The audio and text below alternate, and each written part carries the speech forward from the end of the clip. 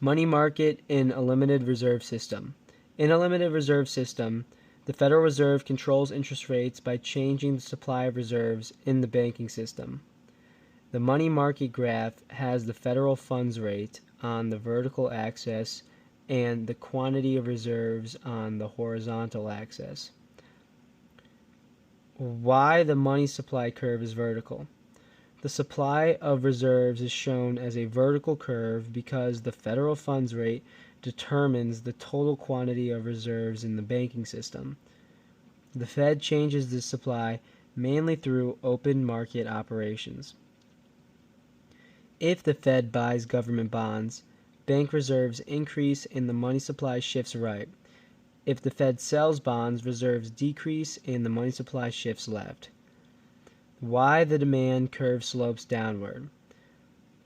The demand for reserves is downward sloping because banks respond to changes in the federal funds rate.